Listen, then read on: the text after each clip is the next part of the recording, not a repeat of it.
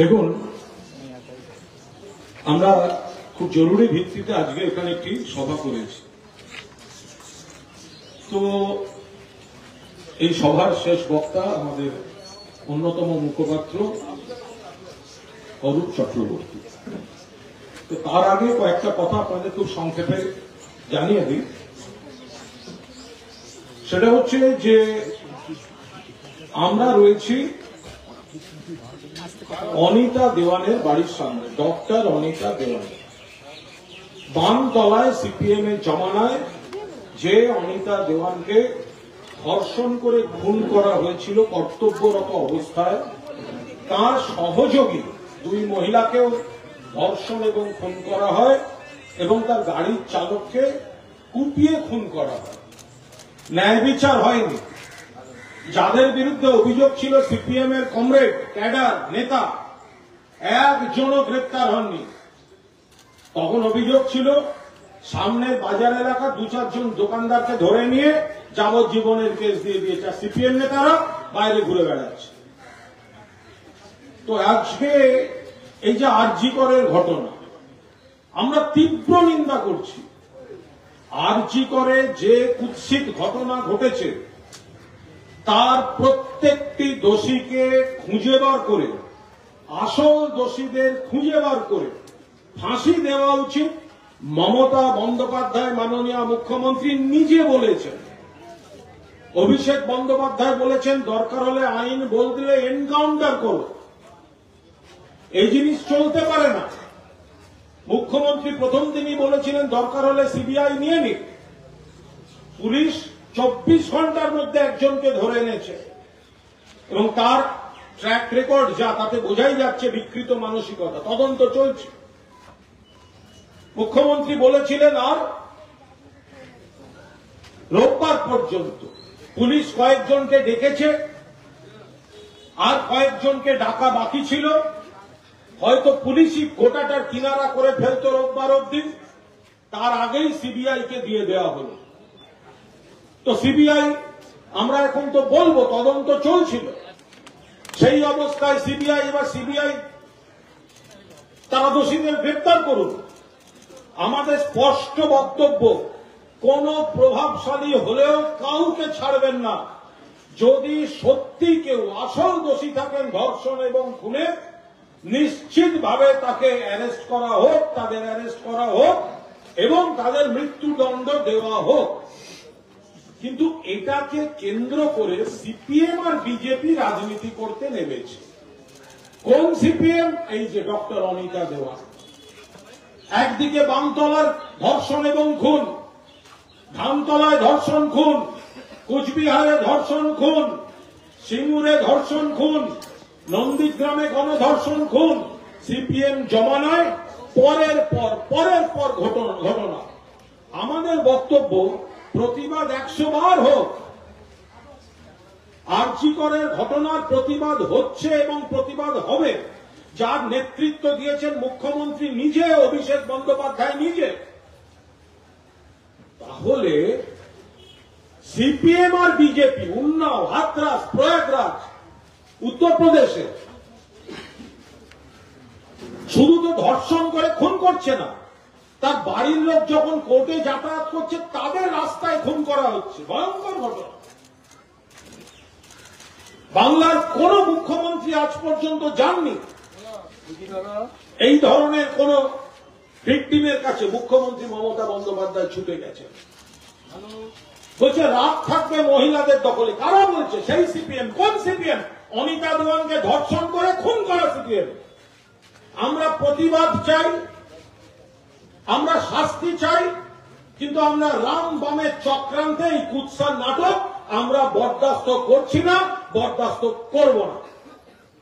এখানে আমাদের নেতৃত্ব আছেন, পুরপিতারা আছেন, বিধায়ক ছিলেন, যুব নেতা নেত্রীরা আছেন, আইএনটিটিউসির আস্ফাকরা রয়েছেন, সবাই রয়েছেন। আমরা এখানে এসছি একদম প্রতীকী। আমরা আরজি করের ঘটনার প্রতিবাদ করছি এবং করব, কিন্তু অনিতা দেওয়ানের বাড়ির পাড়া থেকে, বাড়ির বারান্দা থেকে করব, যাতে আজকে যারা সাধু পুজুক সেজে নাটক করছে তারা এই রাজনীতির কোন অবস্থায় সুযোগ না পায়। বিজেপি, সিপিএম যাদের জমানায় পরের পর খুন ধর্ষণ, তারা আজকে রাত জাগতে নেমেছে, বলছে মহিলারা রাত দখল করুন। আমাদের এখানে এত মহিলা, ওপাশে এত ছাত্রীরা রয়েছে, রাত মহিলাদের দখলে থাকে না? কি আশ্চর্য!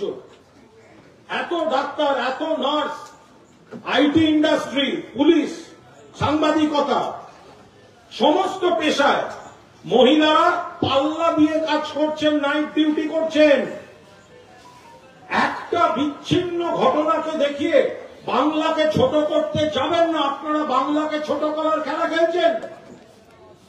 সিপিএম ডিওয়াইএফআই এর পোস্ট থেকে শেয়ার করা হচ্ছে রাত মহিলাদের দখলে। কোথায় থাকেন যখন অনিতা দেওয়ানকে ধর্ষণ করে খুন করা হয় আর জ্যোতি বসু বলেন ওরকম তো কতই হয়? কোথায় থাকে আপনাদের বিবেক? আজ পর্যন্ত সিপিএম এর কেউ ক্ষমা চায়নি। এই জায়গায় দাঁড়িয়ে অনিতা দেওয়ানের নামটা একটা যন্ত্রণার নাম। আমাদের মনের মধ্যে অনেক যন্ত্রণা। সেই সময় আন্দোলন করতে গেলে সিপিএম লাঠি চালাতো, গুলি চালাতো। আজকে তো এখানে রাস্তায় বসে আন্দোলন, প্রতিবাদ, কুৎসা এলাও করা হয়। এই সরকারটা গণতান্ত্রিক সরকার বলে। বানতলা, ধানতলার সময় মিছিল করতে গেলে লাঠি চালাতো পুলিশ। অগণতান্ত্রিক সরকার ছিল, কাপালিকদের সরকার ছিল সিপিএম সরকার। আমরা চেষ্টা করছি আরো বিভিন্ন জায়গায়, যেসব জায়গায় সিপিএম এর নির্যাতন, সিপিএম এর গণহত্যা, বিজন সেতু 17 জন আনন্দমার্গী সন্ন্যাসী আর 2 জন সন্ন্যাসিনীকে জীবন্ত কুপিয়ে পুড়িয়ে খুন করেছিল। বিজন সেতুর উপর দাঁড়িয়ে এই সিপিএম এর ক্যাডাররা কোথায় ছিল তখন বিবেক? সেই যার বিরুদ্ধে অভিযোগ, তিনি আজকে রাত জাগতে যাচ্ছেন। বুঝুন, এটা মমতা ব্যানার্জির সরকার, গণতান্ত্রিক সরকার বলে আমরা সহ্য করছি। যারা বিজন সেতুতে গণহত্যা করেছিল সেই লোকগুলো আজকে নটঙ্কি করতে যাচ্ছে, রাত জাগতে যাচ্ছে। আমরা মা বোনেদের সম্মান করি। মা বোনেদের দখলে রাত ছিল, আছে, থাকবে। কলকাতার কত মহিলা গ্রামে থাকেন, ভোর রাত থেকে, মাঝ রাত থেকে বাড়ি থেকে উঠে কত দূরে গ্রাম থেকে স্টেশনে যান, ট্রেন ধরে শহরে আসেন, আবার মাঝ রাতে বাড়ি ফেরেন। তাদের দখলে থাকে না? আজকে ওনারা বললেন রাতের দখলে থাকুক। এইসব সিপিএম, বিজেপি, বাম, রামে এইসব কাণ্ড আমরা বরদাস্ত করব না। এই রাজনীতি বরদাস্ত করব না। মানুষের আবেগকে তারা নিজেদের হারিয়ে যাওয়া ভোট ব্যাংকে পরিণত করার চেষ্টা করছেন। ভোটের রাজনীতি করছেন মানুষকে বিভ্রান্ত করে। আগে স্বীকার করুন, বানতলা, ধানতলা, সিঙ্গুর, কোচবিহার, নন্দীগ্রাম এরকম পরের পর ঘটনা। হেতাল পারে ধর্ষণ এবং খুন। ধনঞ্জয় চ্যাটার্জির ফাঁসি হয়ে গেল, আজও তার বাড়ির লোক কেঁদে বেড়াচ্ছে। ব্লাড গ্রুপ এবং অন্যান্য পরীক্ষার রিপোর্টগুলো মেলেনি।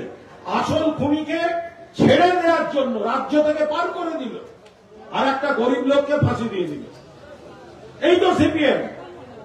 ফলে আমরা আজ এখানে বলতে চাইছি যে আরজি করে প্রতিবাদ আন্দোলন হচ্ছে এবং হবে। যে ডাক্তারবাবুরা ধর্ণা দিচ্ছেন, কর্মবিরতি পালন করছেন, তাদের আমরা অনুরোধ করব যে আপনারা নিশ্চিতভাবে প্রতিবাদ করুন, কারণ এটা প্রতিবাদের মতো, কিন্তু কর্মবিরতি করবেন না। হাজার হাজার মানুষ, রোগীর পরিবার, মৃত্যুর খবর আসছে। কি করছেন আপনারা? এটা কাদের কথায় করছেন? এগুলো একটা বিচ্ছিন্ন খারাপ ঘটনা ঘটেছে, তার জন্য লক্ষ লক্ষ রোগীকে হয়রানি করার কোন অধিকার কোন ডাক্তারবাবুর নেই। আর যারা তৃণমূলকে জড়াতে চাইছেন, তৃণমূলকে কুৎসা করছেন, আমরা তো প্রথম থেকে বলছি, আজও বলছি, আপনারা তদন্তে যে বা যারা দোষী, যত বড় লোকই হোক, আসল দোষী যদি প্রমাণ করতে পারেন ধরুন, কিন্তু তার জন্য এতগুলো লোককে কষ্ট দিচ্ছেন কেন? অবিলম্বে এই রাজনীতি বাম বিজেপির রাজনীতি, এই রাজনীতি যাদের হাত, যাদের জমানা, যাদের সরকার পশ্চিমবঙ্গের অতীত, অন্য রাজ্যে বাম বিজেপি, তাদের জমানায় ধর্ষণ আর খুনে তাদের জমানা ভরে আছে। তারা আজকে বিশৃঙ্খলা তৈরির চেষ্টা করছে। কোন অবস্থায় এদের এই পাতা ফাঁদে পা দেবেন না। যে মা বোনেরা এদের ডাকে আবেগে সাড়া দিতে চান তাদের শুধু বিবেচনা করতে বলবো, আপনি রাজনীতির পাতা ফাঁদে পা দিতে যাচ্ছেন। যারা অনিতা দেওয়ানের খুনি তাদের ফেসবুকে পোস্ট হচ্ছে আসুন রাস্তা দখল করি। আপনি কি অনিতা দেওয়ানের আত্মার উপর পা দিয়ে তাদের ফাঁদে পা দিতে যাবেন? আজকে যারা যাবেন সিপিএম ডিওয়াইএফআই এর পোস্টে যারা প্রমোট করছে আসুন রাস্তায়, আজকে বলছে রাত দখল করুন, দুদিন বাদে বলবে দিনের বেলা ভোট হলে আমরা হেরে যাই, আসুন রাতে ভোট করি, ভোটার তুমি রাত দখল করো। এরা তো হচ্ছে রাজনীতি করার জন্য আগাগোড়া খেলাটা খেলছে। এখানে মা বোনেদের সম্মানের বিষয়, আবেগের বিষয় আমরা সবাই একমত। আমি নিজে, আমার নেত্রী মমতা বন্দ্যোপাধ্যায়, অভিষেক বন্দ্যোপাধ্যায়, আমার সহকর্মীরা আমরা একের পর এক পোস্ট করেছি, একের পর এক ভাবে অবস্থান জানিয়েছি। আমি নিজে একটা অডিও পেয়ে পোস্ট করে জানিয়েছি তদন্ত হোক। তা আমরা তদন্ত চাইছি না। আর অনিতা দেওয়ান, তাপসী মালিকের ধর্ষণকারী খুনিরা আজকে নাটক করতে লাগছে, এটা হতে দেবেন না। আপনার যদি মনে হয় প্রতিবাদ করার, আপনি আপনার পাড়ায়, আপনার ক্লাবের ব্যানারে বলুন, প্রদীপ জ্বালুন, যার জি করায় ন্যায় বিচার পাক মেয়েটি, আমরা যাব সেখানে। কিন্তু সিপিএম বিজেপি যে মিটিং মিছিল সাজিয়ে দেবে, নাটক করবে, তাদের পাতা ফাঁদে পা দিতে যাবেন না। এই জায়গায় দাঁড়িয়ে আমরা অনিতা দেওয়ানের বাড়ির সামনে থেকে এই ক্যাম্পেইন শুরু করলাম। একাধিক পরিকল্পনা আমাদের আছে। আমরা অনুরোধ করব সকলকে, আজ সন্ধ্যা 6টায় মাননীয় মুখ্যমন্ত্রী মমতা বন্দ্যোপাধ্যায় বেহালায় প্রাক স্বাধীনতার অনুষ্ঠানে যে ভাষণ দেবেন, দয়া করে তৃণমূল কংগ্রেস এবং বাংলার সাধারণ মানুষ তার ভাষণটায় নজর রাখুন। আপনারা স্পষ্ট দিক নির্দেশ পাবেন এবং সেই মতো আমরা আগামী দিন পা ফেলব। এখন আমাদের এখানে শেষ বক্তা অরূপ চক্রবর্তী, সবাই থাকুন। এরপর যদি বৃষ্টি না হয় আমরা একটা সংক্ষিপ্ত মিছিলে এই পাড়াটি একটু পরিক্রমা করে দেব।